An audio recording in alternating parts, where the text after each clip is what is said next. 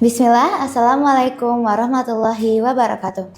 Hai semuanya, balik lagi sama aku Azimah, siswi kelas 10 dari SMA Flexi School Bintaro. Kali ini aku mau kembali mengajak kalian mengenal dunia forensik secara lebih mendalam yang mungkin lebih banyak orang kenal dari film yang juga sebenarnya itu luas di dunia nyata. Dan serunya lagi, kali ini aku berkesempatan mengobrol langsung dengan Profesor Adrianus Meliala, seorang profesor kriminologi dari Universitas Indonesia. Boleh Prof, silakan memperkenalkan diri. Ya, saya Adrianus Meliala, pengajar dan kriminolog di UI, khususnya di Fakultas Ilmu Sosial dan Ilmu Politik UI. Sebagai guru besar, saya meminati beberapa bidang dalam kriminologi ya, misalnya kepolisian, studi penjara, studi tentang psikologi kejahatan, ya, demikian juga tentang forensik juga, ya, dan juga terkait dengan kejahatan terorganisasi. Ya. Jadi ada satu modus kejahatan yang dilakukan bersama-sama, terorganisir, ya, sehingga kemudian lalu hasilnya lebih besar, modusnya juga lebih bervariasi, ya, dan daya jangkau, daya rusaknya juga lebih besar. Kurang lebih itu. Sebagai dokter besar, sebagai profesor yang sudah lama mengajar di kriminologi ya dok, awal boleh nggak dok ceritain background pendidikan dokter selama belajar di sini? Ya, saya lulusan S1 di sini, S1 kriminologi, lalu kemudian mengambil S2 dua kali, ya, S2 psikologi di sebelah, psikologi UI, dan juga S2 psikologi bidang hukum, ya. Jadi bicara mengenai penerapan psikologi dalam dunia hukum. Lalu kemudian S3-nya kriminologi lagi di Australia. Kalau tadi di Inggris, sekarang Australia. Lalu kemudian juga melakukan beberapa kegiatan pasca kedoktoral, ya, di Amerika, di New Zealand. Sebelum kemudian lalu terus mengajar, meneliti, membimbing dan seterusnya di UI, demikian juga di beberapa kampus lainnya. Ya, jadi selain di FISIP UI, saya juga aktif di hukum, di psikologi, di sekolah dulu namanya SKSG ya, Sekolah Kajian Strategik dan Global UI. Dan di luar UI saya aktif di PTIK, ya, Perguruan Tinggi Ilmu Kepolisian, di Politeknik, dulu namanya AKIP, Akademi Ilmu Pemasyarakatan, ya, sekarang berubah menjadi Politeknik Ilmu Imigrasi dan Pemasyarakatan. Begitu. Motivasi awal profesor saat mau daftar kriminologi nih yang bikin tertarik sama kriminologi itu apa, Prof? Ya, awalnya tidak panjang pikir ya. Jadi lebih kepada bagaimana bisa kuliah di UI, daripada berpikir tentang jurusannya, ya. Jadi bagaimana bisa kuliah di UI.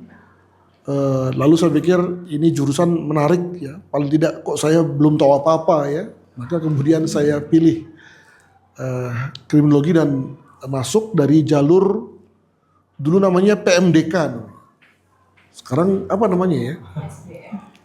Ya, lama-lama kok menarik, ya, lama-lama kok senang, dan bahkan bukan hanya senang tapi juga ikut menjadi pengembang ya dari ilmu ini sampai sekarang. Begitu. Oke. Prof, kan saya tuh sangat tertarik apalagi di bidang forensik segala macam ya. Saya tuh pengen banget tahu pandangan profesor tentang perbedaan dari viktimologi dan kriminologi itu gimana? Ya, jadi untuk mudahnya, kriminologi itu adalah satu disiplin dalam ilmu sosial yang mempelajari fenomena kejahatan, di mana fenomena itu dapat diurai dalam 4 hal, dalam 4 dimensi. Ya. Dimensi pertama adalah kejahatannya sendiri, yang kedua adalah pelakunya, yang kedua ya, yang ketiga adalah korbannya, Dan yang keempat adalah bagaimana masyarakat bereaksi atas situasi adanya kejahatan, pelaku dan korban tersebut. Jadi ada 4 dimensi. Nah, terkait dengan dimensi korban kejahatan nih, maka lalu kemudian atau begini, semua dimensi itu sekarang sudah berkembang. Jadi kalau kita bicara mengenai dimensi kejahatan itu sendiri, itulah lalu memunculkan disiplin kriminalistik dan forensik. Jadi dalam bahasa kriminologi, forensik adalah satu turunan dari kriminologi khusus untuk mengungkap tentang kejahatannya. Nah, ketika bicara mengenai mengungkap dari sisi dimensi korbannya, maka lalu muncullah ilmu viktimologi, ya, di mana seperti halnya forensik, viktimologi pun juga sudah menjadi satu ilmu yang sendiri, ilmu yang besar, ya. Sudah ada ahlinya, ada jurnalnya, ada konferensinya, ada lembaga yang khusus mengembangkan viktimologi, ya. Bahkan dengan kata lain dia sudah sama besar dengan orang tuanya, yakni kriminologi. Demikian. Oke. Prof, saya mau nanya nih, kan misal contoh ya, dalam suatu kasus, kalau misalnya kita ngomongin kasus gitu, kan sering kali tuh misalnya sebagai contoh kasus kekerasan seksual gitu. Gak jarang kita dapetin ada yang namanya victim blaming kan. Jadi kayak yang dari dua belah pihak, si korbannya ini yang malah mendapat kecaman gitu. Nah, kalau kayak gitu tuh gimana itunya sih, Dok? Ya, memang seperti itulah yang dibahas dalam kriminologi viktimologi, ya. Kita jauh lebih luas dari perbincangan ala hukum, ya, ala ilmu hukum, yang memang memfokuskan ke hal-hal normatif, ya, sejauh mana apa yang terdapat di masyarakat itu kemudian berbeda dengan sesuatu yang khususnya yang sudah dikodifikasikan. Apa maksudnya dikodifikasikan adalah hal-hal normatif yang telah dibukukan dalam bentuk apa? Peraturan. Bisa berupa peraturan tingkat konstitusi seperti undang-undang dasar, undang-undang, ya, peraturan pemerintah, peraturan presiden dan seterusnya. Itulah yang seringkali menjadi acuan hukum dalam rangka menentukan benar salah, dalam rangka menentukan ada tindakan yang seharusnya dilakukan atau tidak. Kriminologi itu tidak tergantung dengan itu. Ya, tentu saja kita juga berpikir tentang menjadikan hukum dan ketentuan sebagai dimensi, ya, dalam rangka menilai benar tidaknya satu perilaku. Tapi kita juga melihat tentang misalnya bagaimana persepsi sosial, bagaimana tentang kultur masyarakat, bagaimana tentang politik di masyarakat, bagaimana tentang bahkan bukan hanya politik tapi geopolitik. Itu semua mempengaruhi dalam rangka bagaimana masyarakat bereaksi, bagaimana hukum digunakan, bagaimana kejahatan terbentuk. Makanya tadi kriminologi ada di Fakultas Ilmu Sosial dan Ilmu Politik. Kita tidak berada di Fakultas Hukum, ya. Kita berada di Fakultas Ilmu Sosial dan Politik yang lalu dalam hal ini melihat kejahatan sebagai satu dinamika sosial yang perlu dijelaskan dari kacamata sosiologi. Makanya di sini ada Departemen Sosiologi, ya. Melalui kacamata antropologi, melalui Departemen Antropologi dan yang lain-lain, sehingga menjadi jelaslah, ya, mengapa fenomena kejahatan itu muncul. Nah, tadi ketika bicara mengenai victim blaming, itu juga sebetulnya satu cara penjelasan saja dalam viktimologi. Jadi ada banyak cara penjelasan lain tentang suatu fenomena kejahatan. Ada kalanya korbannya disalahkan, ada kalanya pelakunya disalahkan, ada kalanya negara disalahkan, ada kalanya ketentuannya disalahkan. Tergantung juga dengan teorinya, ya. Jadi sekali lagi bagi para pembelajar kriminologi justru semakin banyak kemungkinan untuk berpikir tentang cara menjelaskan kejahatan dan korban itu malah makin bagus, ya. Sekali lagi berbeda dengan cara berpikir hukum yang cenderung melihat ke soal-soal yang bersifat dasain dasolen, Tahu apa itu desain desolen? Kurang tahu saya apa itu. Ya, jadi ketika bicara mengenai antara hal yang seharusnya dan yang senyatanya. Seharusnya begini, ya. Undang-undang mengatakan bahwa tidak boleh manusia membunuh orang lain. Tapi nyatanya? Nyatanya gini. Nah, dunia hukum bicara soal tadi. Nyatanya gimana? Nah, ilmu sosial, salah satunya adalah ilmu kriminologi, bicara tentang banyak hal yang menjelaskan di seputar dasain dasolen tersebut. Ya, tidak hanya sekedar ada perbedaan, tapi juga banyak hal di seputar dasain dasolen tersebut. Demikian. Berarti kalau misalnya udah soal kayak gitu, berarti tergantung judgement masyarakat, mereka akan menyalahkan yang mana gitu. Kayak kalau misalnya dalam satu kasus tuh pasti akan ada yang nyalahin pelaku, ada yang nyalahin korban, Ya, yang nyalahin itu. betul. Biasanya kalau kayak gitu Dok, dampaknya itu ke korban tuh bisa sampai kayak gimana? Ya, itu juga menjadi bahasan ya dalam victimologi. Kita bicara mengenai pain, suffering, ya itu satu bentuk derita yang dialami oleh korban, bisa berupa physical pain ya, derita fisik maupun derita yang bersifat mental, terlihat maupun nggak terlihat, langsung maupun nggak langsung, ya. Itu semua dibahas dalam bahasan tentang derita, ya.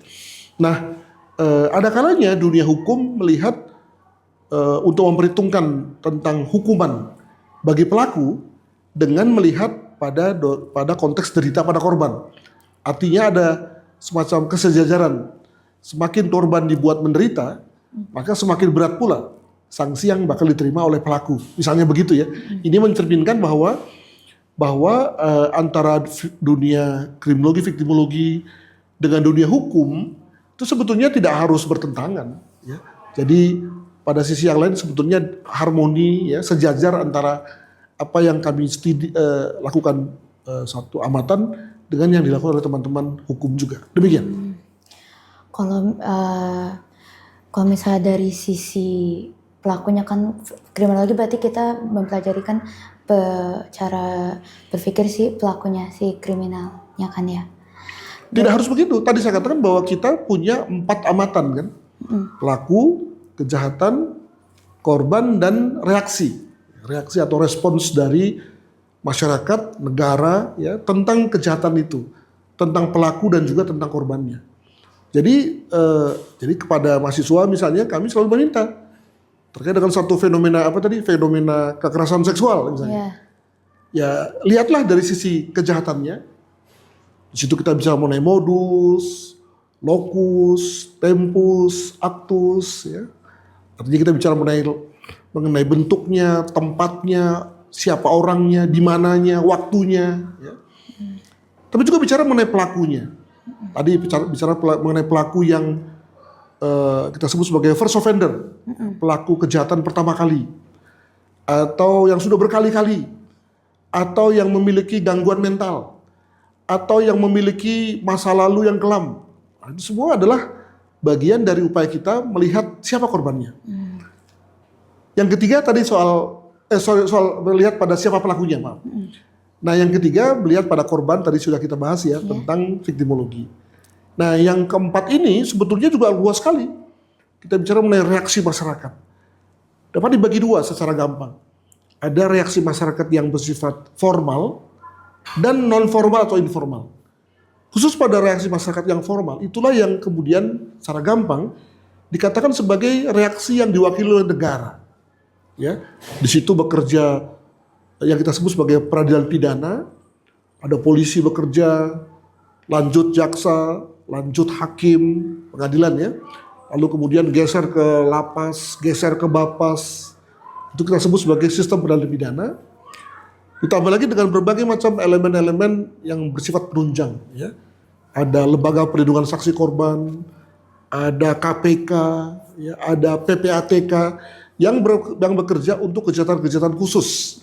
Ada pula misalnya BNPT untuk masalah terorisme, ada BNN untuk masalah narkotika. Itu semua bekerja mengelilingi peradilan pidana, sehingga kemudian kita bilang bahwa itulah respons negara.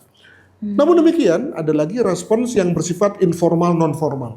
Di situ kita bicara mengenai bagaimana masyarakat itu marah, geram kalau ada curanmor, ya. Ketika masyarakat itu maling gitu ya, lalu memukuli pelaku kejahatan, itu adalah respons kita kan.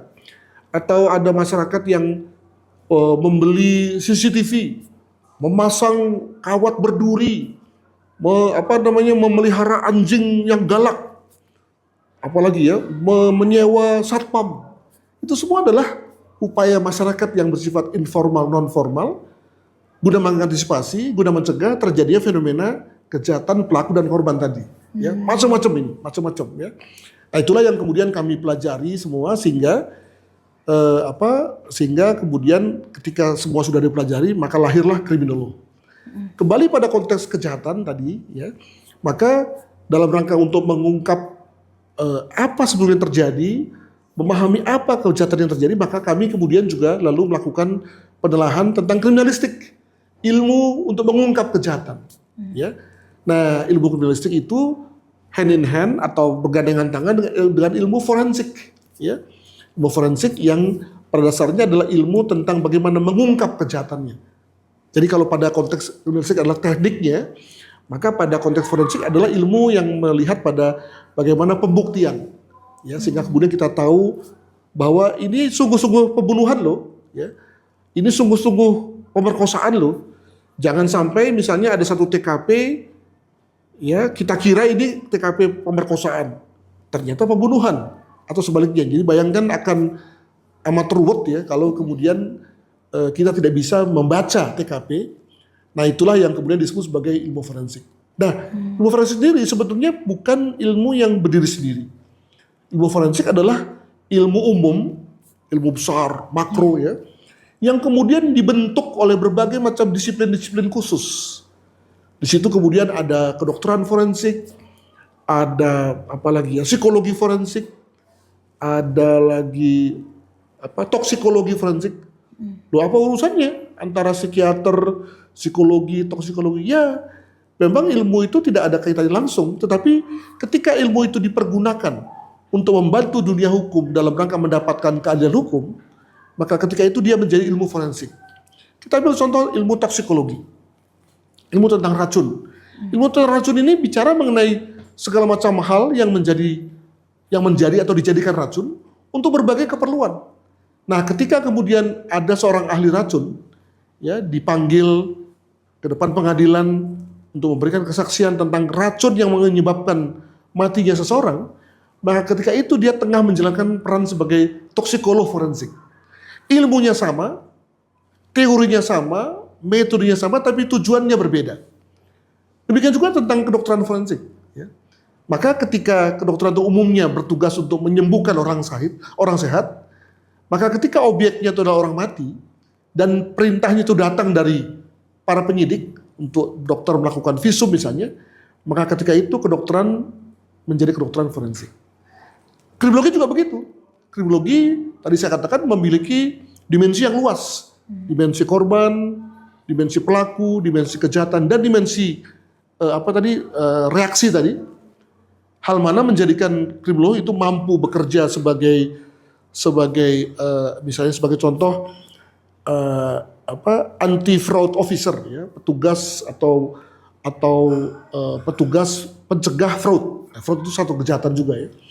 Atau sebagai misalnya loss adjuster ya, jadi penilai ketika ada kebakaran terjadi, maka lalu kriminolog yang mengeses berapa kerugian ketika misalnya rumah atau bangunan terbakar. Nah, kriminolog yang mengejas. Nah, itu semua adalah konteks di mana kriminolog dipergunakan dalam rangka forensik tadi, ya. Tentu dalam hal ini bersama-sama dengan ilmu yang lain, ya. Makanya lalu kemudian ada konteks multidisiplin, ya. Sehingga kemudian lalu menjadi jelas apa sebetulnya yang menjadi sebab mati, penyebab kebakaran dan seterusnya. Demikian. Oke. Wow, ternyata luas banget juga ilmu forensik. Berarti ilmu kriminologi ternyata memang seluas itu ya. Prof, kalau misalnya dalam kriminologi itu kan berarti dalam apa namanya, misalnya bukan hukum apa ya, dalam persidangan misalnya, sedang ada persidangan kriminal gitu.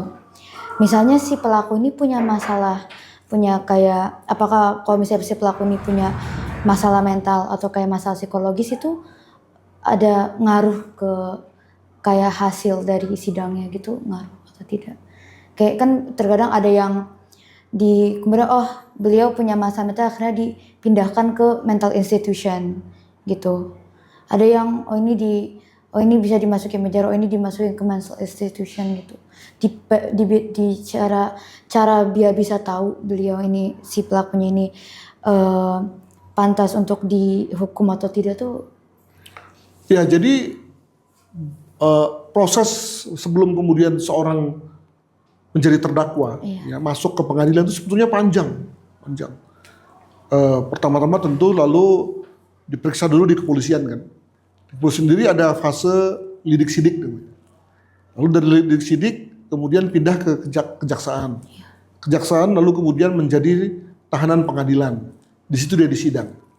Maka kalau ada indikasi gangguan jiwa ya pada diri orang yang menjadi pelakunya, yang pada saat itu dianggap sebagai saksi ya, saksi pelaku gitu ya. Maka tentu lalu kemudian polisi sudah melakukan berbagai macam tindakan ya, menghubungi psikiater. Psikiaternya bisa psikiater polisi sendiri juga bisa, atau psikiater non polisi, atau mengkonsulnya ke rumah sakit jiwa gitu ya. Atau juga kemudian meminta kepada keluarganya riwayat pengobatan, apakah pada hari-hari tertentu si saksi pelaku ini ada mengkonsumsi obat-obat tertentu gitu ya.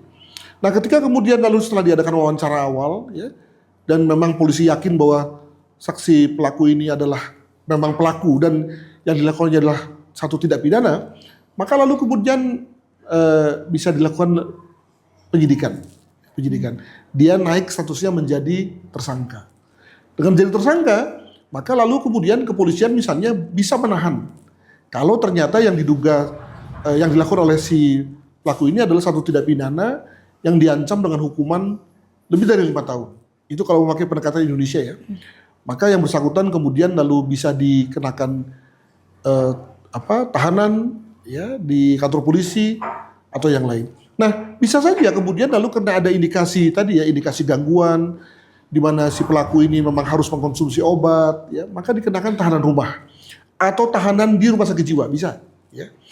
Nah, lanjut ke kejaksaan, maka ketika kemudian di pengadilan pun lalu ada indikasi seperti itu, ngomong sendiri ya, menceracau sendiri, maka bisa saja kemudian lalu hakim mengadakan sidang dengan telekonferensi ya, atau dalam bahasa lain dipakai pendekatan rapat multimedia lah ya, di mana pelaku itu ada di rumah sakit jiwa, ada di tahanan psikiatrik polisi, lalu kemudian hakim di ruang sidangnya memeriksa dari jarak jauh ya, melihat perilaku si tersangka dengan mengandalkan pada masukan dari para psikiater ya, mungkin juga ahli kesejahteraan sosial yang mendukung mendukung pelaku.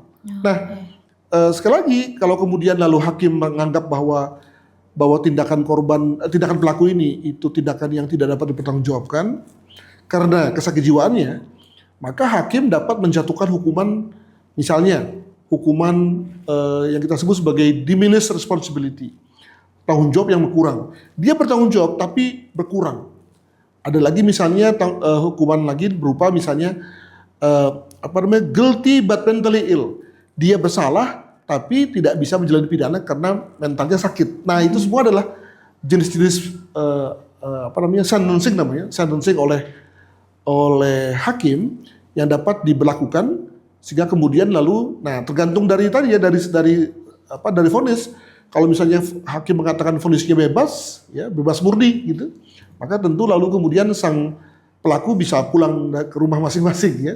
Tapi kalau kemudian misalnya sentencingnya atau penghukumannya itu harus masuk rumah sakit jiwa, harus masuk ke tahanan tapi dengan perawatan psikiater, ya semua akan mengikuti sesuai dengan perintah hakim. Demikian. Kalau misalnya ditanya kenapa si pelaku melakukan itu, ditanya alasannya, motifnya apa gitu, itu ngaruh nggak ke nanti hasil dari persidangannya? Tentu, jadi dalam persidangan memang semua aspek dibahas ya. Juga jangan lupa ada yang namanya keterangan ahli, ya, atau saksi ahli, atau dalam KUHP disebut sebagai ahli saja. Yakni para ahli seperti kami ya, yang diundang secara khusus bisa oleh jaksa penuntut umum maupun penasihat hukum tentang terdakwa. Ya.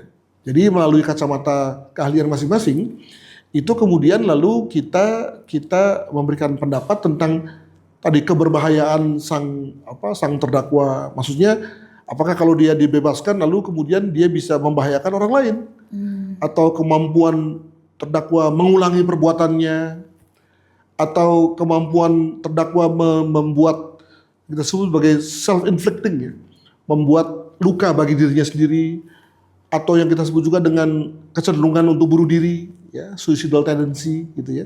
Nah, biasanya hakim akan mendengar pendapat ahli tersebut dan mempertimbangkannya dalam rangka putusannya. Apakah mungkin hakim cuek saja? Boleh, hak dia itu. Ya. Jadi kita diundang jauh-jauh lalu berbusa-busa ngomong, itu juga bisa saja tidak dikonsider oleh hakim dalam rangka putusannya. Nah, sekali lagi ketika para ahli itu datang ke pengadilan, itu sebetulnya menjalankan fungsi forensik. Jadi ketika para kriminolog datang ke pengadilan, maka kita mempergunakan cara berpikir kriminologi, mempergunakan teori kriminologi, mempergunakan metode kriminologi untuk membahas tentang hal itu. Maka ketika itu lalu kemudian kriminologi disebut sebagai kriminologi forensik. Dan yang lain juga begitu. Ya, semua memakai cara berpikirnya masing-masing. Tapi ketika dipergunakan dalam rangka membantu dunia hukum, dalam rangka mengetahui keadilan, maka ketika itulah dia disebut sebagai forensik. Demikian. Apa sih? Berarti itu juga berlaku ke juvenile, ke apa misalnya pelaku kriminal di bawah umur juga sama kayak gitu? Atau mereka ada lebih diituin secara psikologis karena mereka masih di bawah umur? Ya tentu ada variasi ya perbedaan perlakuannya. Kalau tadi mengambil contoh anak ya, bahkan begini, hukum Indonesia sudah amat ideal ya dalam rangka menghargai hak anak. Ya, jadi sudah diakui secara jelas bahwa anak bukanlah orang dewasa yang kecil. Ya. Anak itu adalah satu entitas yang memang khas gitu, yang harus hati-hati dalam rangka menyentuhnya agar kemudian tidak menimbulkan luka pada anak itu. Memang menjadi kelihatan seperti Indonesia itu seperti pro pada pelaku, ya, pro pada anak-anak yang nakal, ya. Seakan-akan juga tidak menghargai korban, tapi nggak juga, karena sebetulnya korban-korban yang timbul akibat daripada ulah anak juga mendapatkan perhatian, tapi khususnya kepada korban yang menjadi pelakunya ini lalu menjadi strategis untuk kemudian kita jaga, karena semua fakta membuktikan bahwa perlakuan yang salah pada diri anak-anak yang melakukan satu kejahatan pada waktu usia muda akan amat berdampak pada masa dewasanya. Dia hampir pasti akan menjadi orang yang mengulangi perbuatannya. Bahkan bukan hanya mengulangi, tapi mengulangi dengan intensitas yang jauh lebih serius. Jadi kalau hari ini dia ketika masih kecil ya suka melihat kucing, lalu kemudian kucingnya diangkat, dibakar ekornya gitu ya.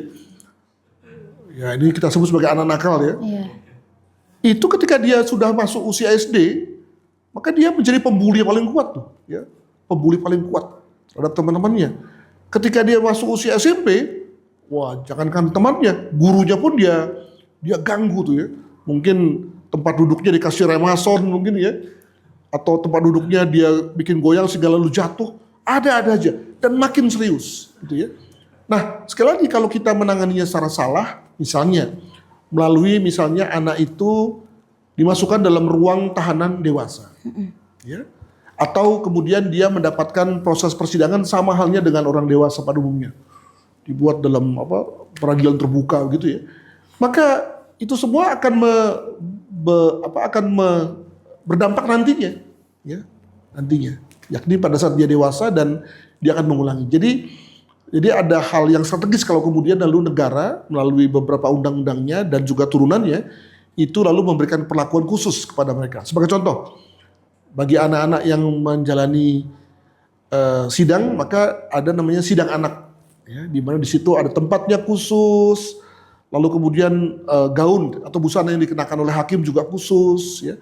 Tata caranya juga lebih rileks, ya. Apakah setelah itu semua lalu kemudian anak tidak akan menjadi lebih nakal, ya who knows juga. Tapi yang penting kita sebagai negara sudah berusaha untuk menjadikan anak ini tidak lagi tambah berat, tambah serius di masa dewasanya. Demikian.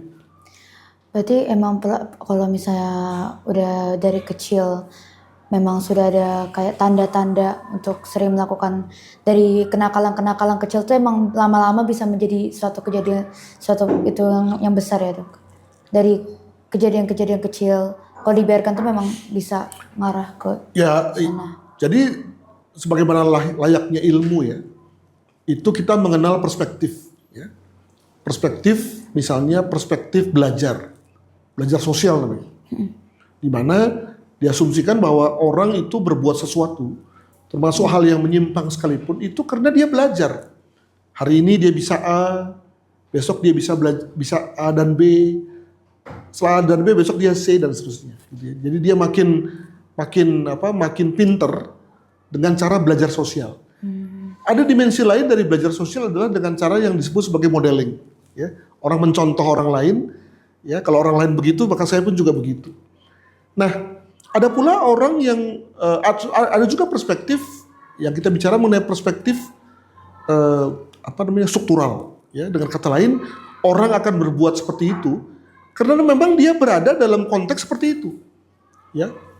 Yang sering kali dijadikan sebagai satu rujukan, walaupun ini mungkin bukan rujukan yang tepat, adalah kalau orang miskin maka pasti juga akan berperilaku seperti halnya orang miskin. Saya katakan itu tidak selalu tepat karena kenyataan tidak seperti itu, tapi orang membuat satu mitos bahwa kalau orang sudah miskin maka orang tidak akan jauh-jauh dari perilaku miskin. Nah, dengan kata lain, si orang miskin ini tidak melihat orang lain yang miskin, tidak menjadikan orang lain yang sebagai modelnya, tapi karena dia miskin maka dia akan berperilaku seperti halnya orang miskin lainnya. Ini tadi saya katakan sebagai bukan satu pemikiran yang benar, namun ternyata banyak juga orang yang meyakininya. Itulah tadi cara berpikir struktural. Jadi dengan kata lain, ketika bicara mengenai orang yang berbuat kejahatan, penyimpangan, jangan-jangan dia bukan karena melihat orang lain, jangan-jangan bukan karena dia memang mempelajarinya secara akademik, jangan-jangan bukan karena dia berada dalam suatu kelompok yang memang mendorong hal itu, tapi mungkin jangan-jangan karena dia secara politis, ya, didorong untuk itu. Macam-macam caranya. Nah, sekali lagi poin saya adalah bahwa kriminologi itu mempelajari itu, ya, mempelajari mengapa orang berbuat jahat, lalu kemudian dorongan-dorongan orang berbuat jahat, dan bagaimana memahaminya dengan berangkat dari berbagai perspektif yang ada sejauh ini, ya, sehingga tadi kita tidak ujung-ujungnya tidak melakukan satu judgement secara cepat, a priori apalagi, ya, atau satu tindakan yang kita sebut sebagai tindakan main hakim sendiri, ya, hanya karena melihat penampilan, hanya karena melihat warna kulit apalagi, gitu ya. Nah, itu satu hal yang secara studi, secara akademik dijauhi oleh dunia kriminologi. Demikian. Berarti kalau misalnya menurut Profesor, media sosial tuh ngaruh nggak sih ke perilaku kayak gitu? Perilaku yang bisa sampai kayak gitu? Jadi media sosial sebagaimana juga suatu variabel-variabel eksternal, ya. Contoh misalnya makanan, kan tergantung kita kan, kita mau makan A atau tidak, atau makan A berapa banyak, itu kan tergantung kita. Demikian juga misalnya kendaraan, kita mau pilih kendaraan apa, ya, dengan cara apa, itu juga satu hal yang amat tergantung pada pilihan kita. Demikian juga halnya media sosial, dia harusnya netral saja, ya. Tergantung kita sebagai individu untuk menggunakannya secara tepat dan pantas, ya. Nah, masalahnya adalah bahwa ketika kita sebagai seseorang individu itu belum siap untuk itu, ya, belum siap untuk itu, mengkonsumsinya secara berlebihan, alhasil kemudian terterpa. Dalam kata lain disebut sebagai exposure, ya, exposure-nya itu negatif, ya, alhasil tadinya kita berbuat sesuatu sesuai dengan digerakkan oleh pertimbangan kita masing-masing, pertimbangan yang digerakkan oleh karena kita diajari orang tua, ya, mendapatkan contoh dari lingkungan, belajar dari agama, gitu ya. Ternyata karena kita terlalu banyak mengkonsumsi media sosial atau mengkonsumsi media sosial yang salah, maka kemudian kita lalu mengganti exposure itu dengan exposure yang kita peroleh dari media sosial. Ya, bukannya kita bereaksi sebagaimana halnya diminta oleh orang tua kita, diajari dan seterusnya, malah kita geser gitu kan. Nah, itulah yang kemudian disebut sebagai ketidaksiapan, ya. Kita sebut juga sebagai illiteracy dari anak muda, ya, dari anak-anak tentang dunia media sosial. Maka lalu sekarang negara, pemerintah misalnya sudah mengeluarkan satu PP, ya, peraturan pemerintah, namanya menarik nih, namanya PP Tunas. Tunas apa ya? Tunas bangsa, bukan? Ya memang ini ditujukan untuk anak muda ya, mirip dengan Tunas. Tapi sebetulnya Tunas itu kependekan dari tunggu nanti saatnya. Ya. Jadi pendekatannya bukannya kita nggak boleh menggunakan media sosial, boleh, ini terbuka, namanya juga media sosial, ya kan? Ada saja kemungkinan di akun-akun itu ada akun-akun anak-anak, akun-akun pendidikan. Nah, masalahnya kita sebagai individu sudah siap nggak? Bahwa yang kita cari itu adalah akun-akun pendidikan, akun-akun keagamaan, akun-akun yang bersifat edukatif, dan bukan yang lain. Nah, ketika kita sudah siap memilih dan memilah bahwa ini ada akun yang negatif, akun yang positif, dan kita hanya melihat pada akun positif, itulah saatnya. Kita tunggu saatnya di mana kita siap untuk mengkonsumsi media sosial secara tepat dan bijak. Demikian. Yang media sosial berarti tadi itu dari luar eksternal lah ya, itu eksternal. Kalau internal apa dok, apa sih Prof, yang kalau dari internal, dari dalam diri yang bisa memicu orang untuk melakukan suatu kriminalitas gitu, dari internalnya gimana? Ya, jadi sebetulnya yang ditanyakan ini sudah masuk dalam ranah psikologi ya. Dan saya ingin mendemonstrasikan juga karena tadi saya adalah seorang dengan memiliki kualifikasi magister ya, master ya dalam bidang psikologi dari UI dan dari Inggris, maka saya ingin menjawabnya begini, bahwa sebelum suatu perilaku itu terjadi, katakanlah saja perilaku mengkonsumsi media sosial. Sebelum saya mengangkat handphone saya ini dan lalu kemudian mulai scrolling. Ya. Maka sebetulnya terdapat 12 fase, 12 titik yang kita sebut sebagai elemen pra-perilaku. Ya, 12 fase. Ya. Artinya apa? Perilakunya sama, tapi gejolaknya berbeda-beda. Perilakunya sama, tapi dinamika antar berbagai macam elemen-elemen yang 12 tadi berbeda-beda. Ya. Nah, maka yang sekarang kita mau perhatikan adalah yang mana? Tampilan akhirnya yakni berupa perilaku yang muncul atau dinamika di dalam perilaku itu. Nah, dunia psikologi melihat pada yang tadi, pada yang dinamika yang muncul sebelum perilaku itu terjadi. Ya, melihat pada value atau nilai, belief, keyakinan dasar, persepsi, kognisi, drive, dorongan, ya, atau motivasi, itulah semua yang naik, rendah, turun, berubah gitu ya. Yang lalu kemudian ujung-ujungnya perilakunya sama, yakni scrolling. Nah, dalam dunia kriminologi itu kita memberi perhatian pada motivasi ya. Motivasi sebagai pendorong perilaku, di mana motivasi ini kemudian lalu kalau dalam bahasa hukum sering kita sebut sebagai antara mens rea dan intent, ya, criminal intent. Jadi kalau mens rea itu bicara mengenai ada nggak sebab-sebab jahatnya, ya. Sementara kalau intent bicara mengenai tujuan-tujuannya. Nah, itu semua dekat dengan dunia motivasi dalam dunia psikologi.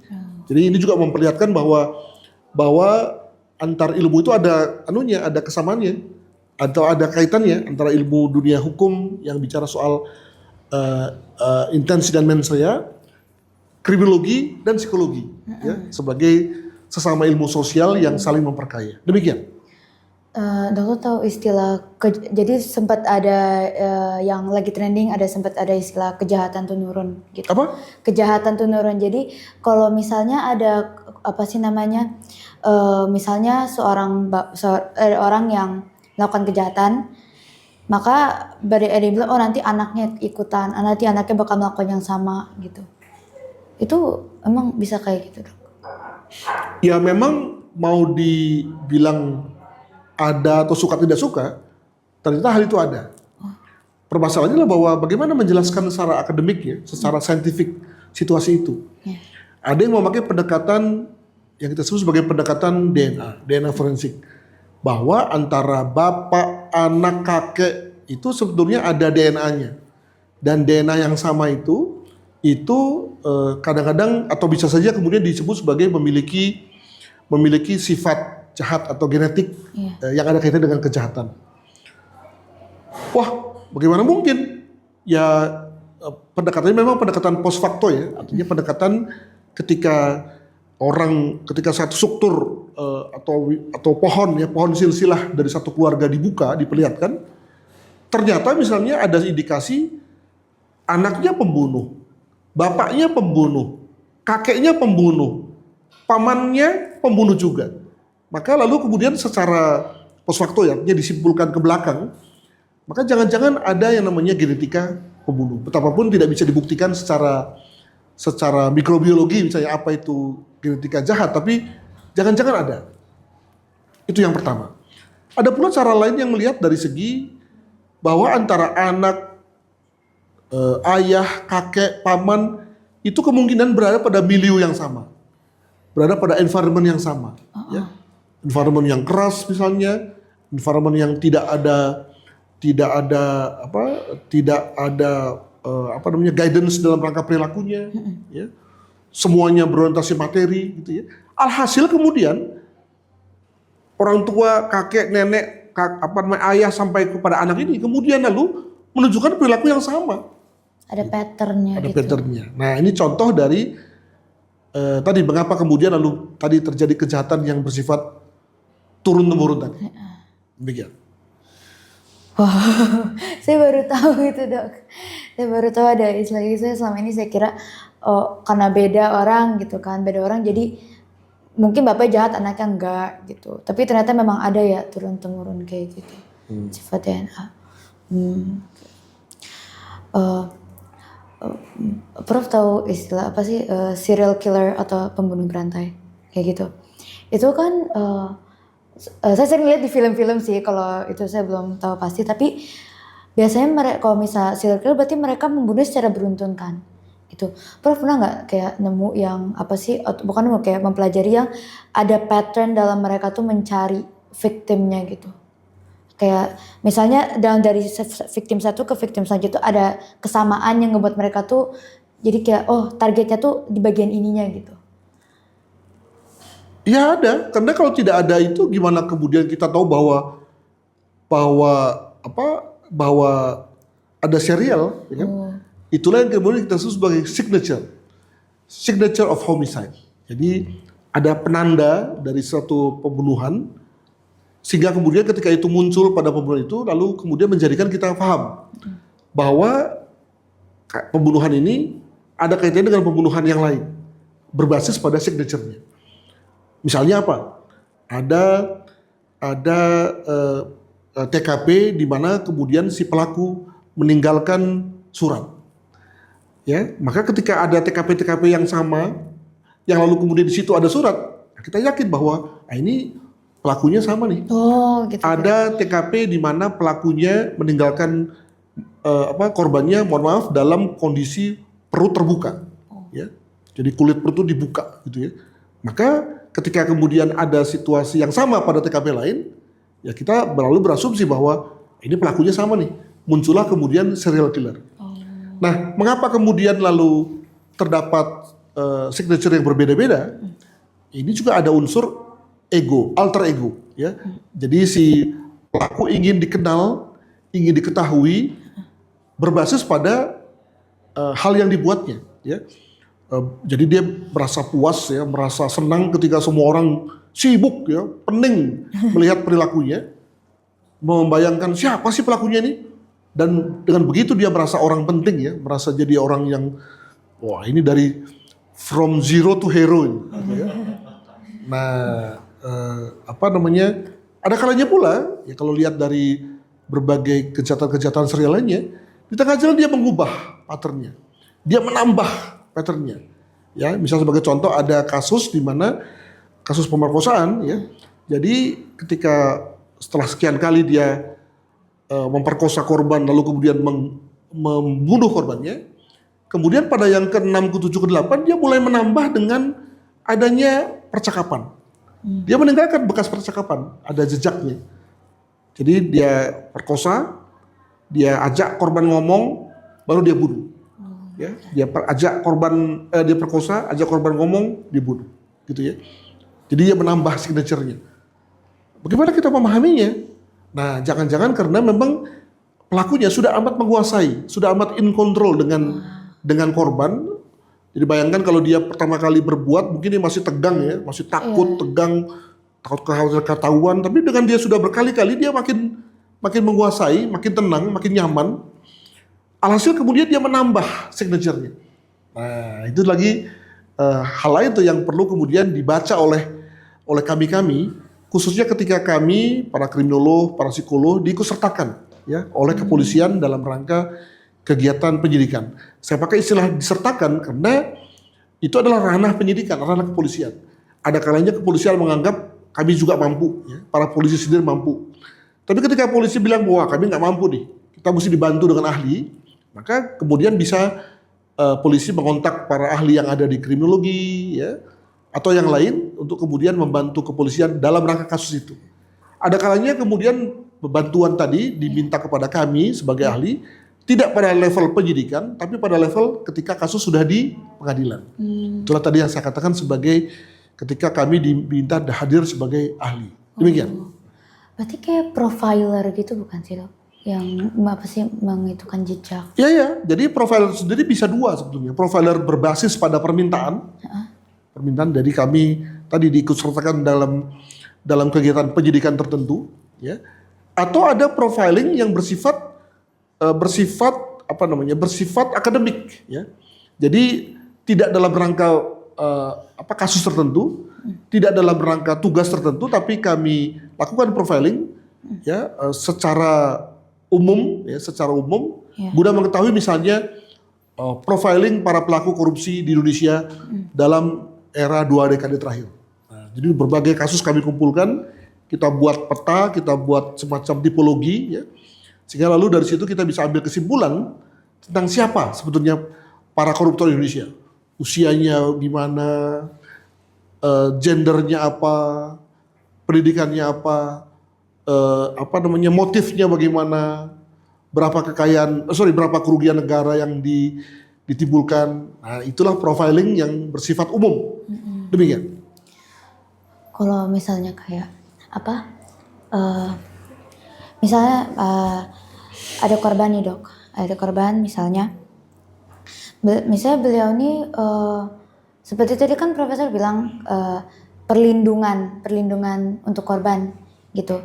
Misalnya ada korban, beliau selamat dari sebuah pembunuhan gitu ya. Itu apa sih kayak trauma yang itu juga dipelajari.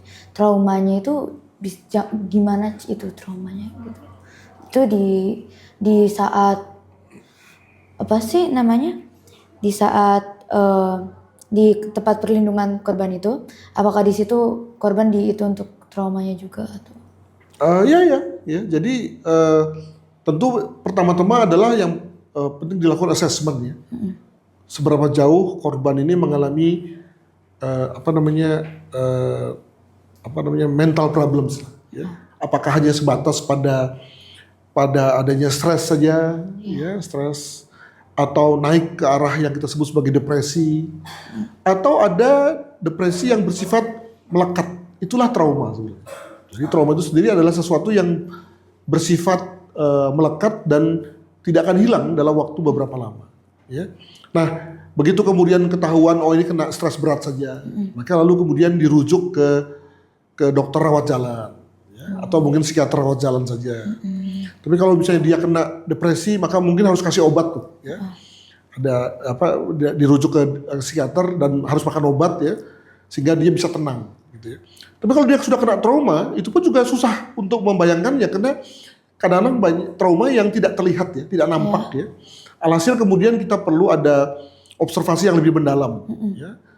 Diminta untuk tinggal dulu di klinik jiwa dulu atau rumah sakit jiwa agar kemudian bisa ketahuan ini seberapa dalam sih traumanya, ya, terhadap apa, dalam kondisi apa dan seterusnya. Jadi itulah berbagai macam cara akademik ya yang diperuntukkan bagi korban.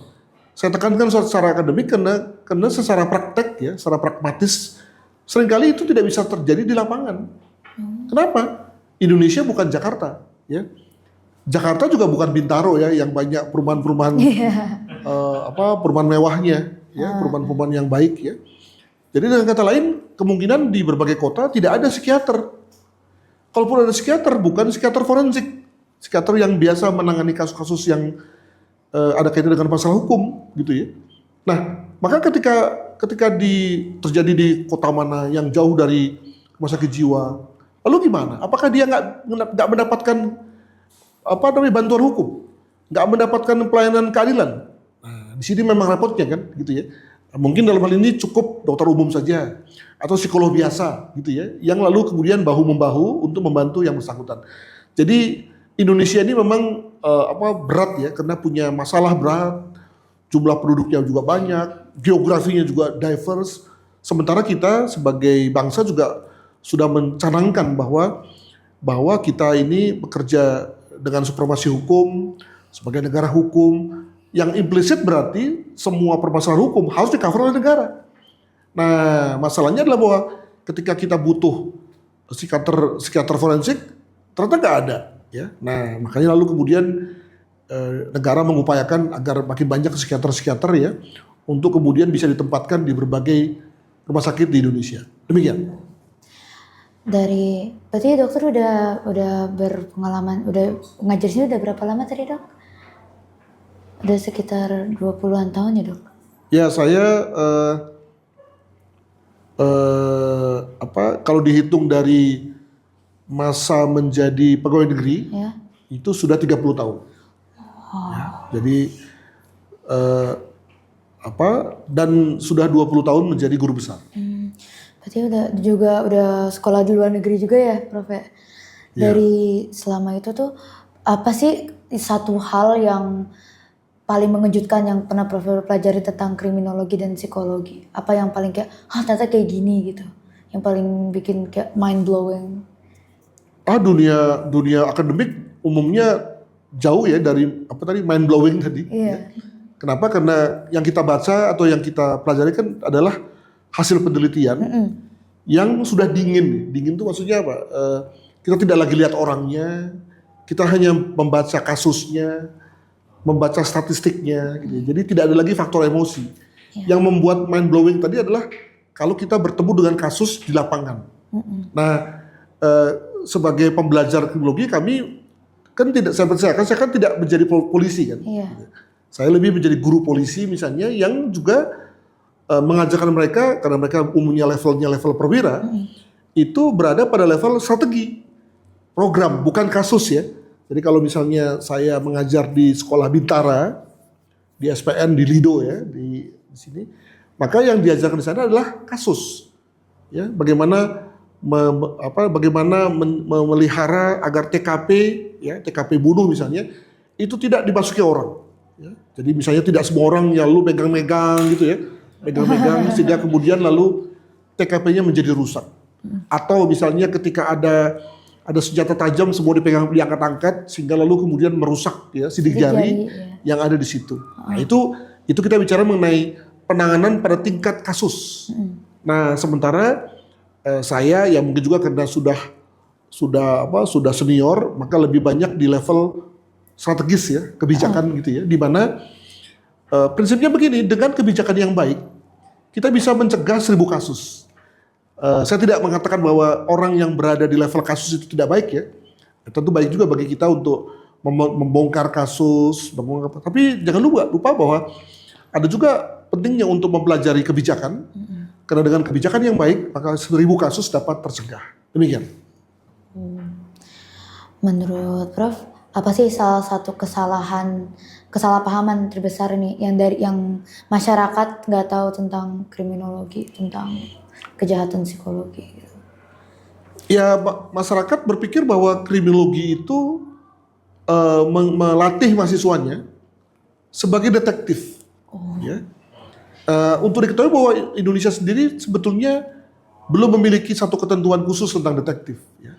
Tapi sebetulnya secara terbatas itu sebetulnya fungsi polisi yang bersifat terbatas dan swasta itu sudah dilakukan oleh banyak pihak. Ya. Sebagai contoh misalnya ketika ada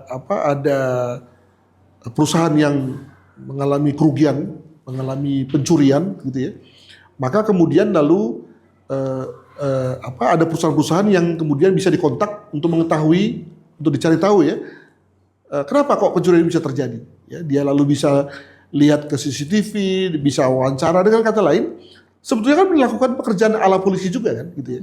Nah, dengan kata lain, walaupun secara regulasi tidak ada, tapi secara sehari-hari itu sekarang sudah menjadi satu growing business, baik pada konteks kejahatan-kejahatan konvensional maupun kejahatan yang canggih ya, seperti misalnya fraud dan yang lain-lain.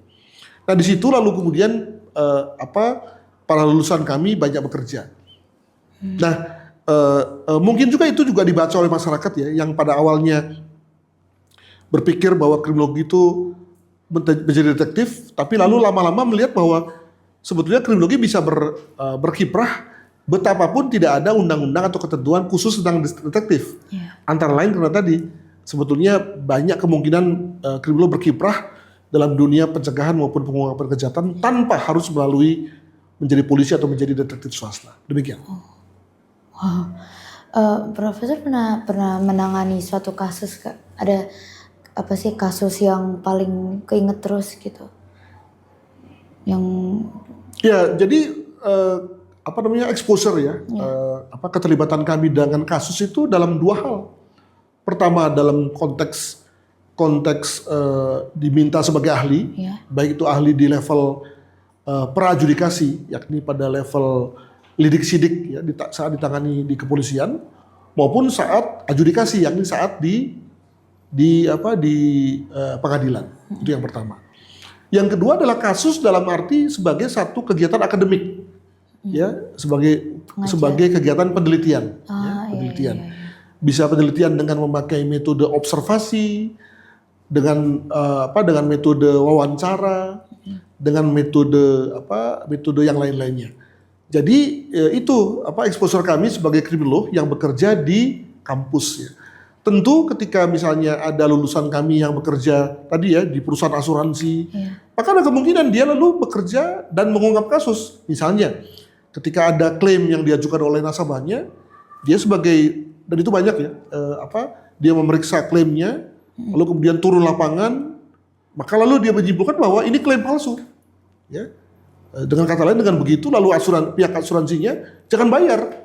Ya. Satu contoh misalnya ada kasus di mana klaim diajukan oleh istri terhadap suaminya yang mendapatkan pertanggungan jiwa. Di mana pertanggungjawab itu baru dibuka 2 bulan sebelumnya. Jadi hari ini dia buka pertanggungan untuk suaminya, 2 bulan kemudian suaminya meninggal. Ini mencurigakan. Ya dalam waktu 2 bulan itu lalu kemudian sang suami itu diketahui itu sakit dan tidak dibawa ke rumah sakit. Hidup dalam situasi nestapa ya, di rumah sendiri sementara dia tinggal di rumah yang lain. Jadi kesannya seperti neglected ya, dibiarkan untuk kemudian mati dengan cepat. Nah, maka tentu lalu para pemeriksa yang adalah kriminolog juga lalu memutuskan tidak mau membayar pertanggungjawaban pertanggungan jiwa yang diminta oleh sang istri. Nah, itulah contoh dari ketika kriminolog bekerja di luar menangani kasus. Demikian. Wow. Serem juga ya ternyata ya. Prof, aku mau nanya, apa saran Prof untuk generasi muda yang pengen mendalami kriminologi atau psikologi forensik? Saya kira bagus ya, karena mungkin beda dengan pada waktu saya menekuni bidang ini di awal, di mana orang belum cukup jelas tentang untuk apa sih kriminologi, ya, lalu mau kerja apa, ya. Maka dewasa ini saya kira adalah bodoh kalau orang tidak tahu tentang pentingnya mempelajari kejahatan. Karena kejahatan itu sesuatu yang amat menghantui kita dari hari ke hari. Ketika Anda keluar dari rumah, maka apa yang dikatakan oleh orang tua Anda? Hati-hati, waspada, awas. Dari apa? Dari kucing? Nggak mungkin dong. Pasti dari orang jahat.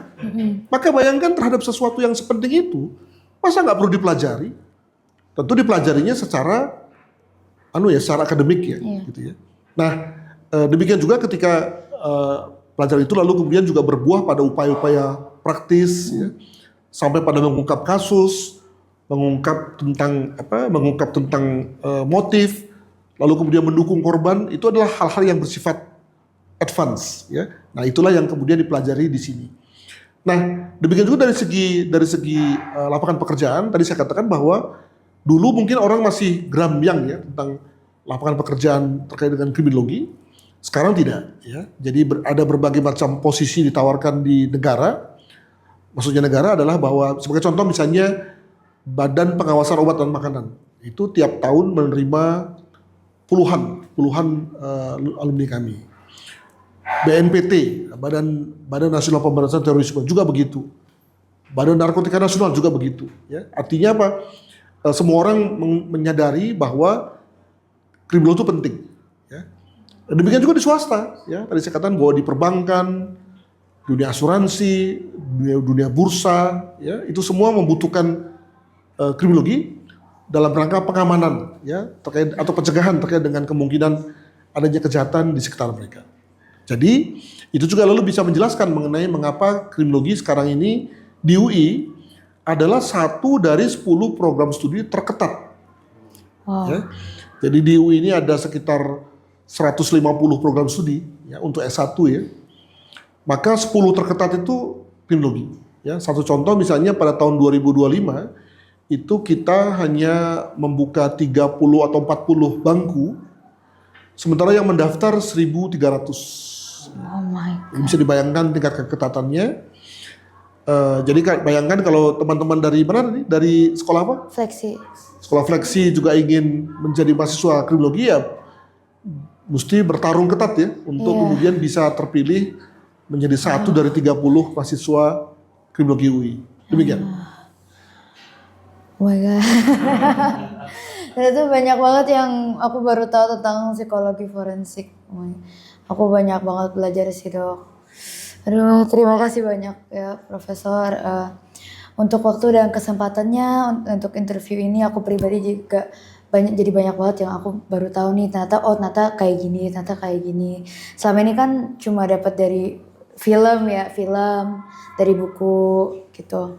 Ternyata psikologi forensik dan kriminologi itu emang seluas itu.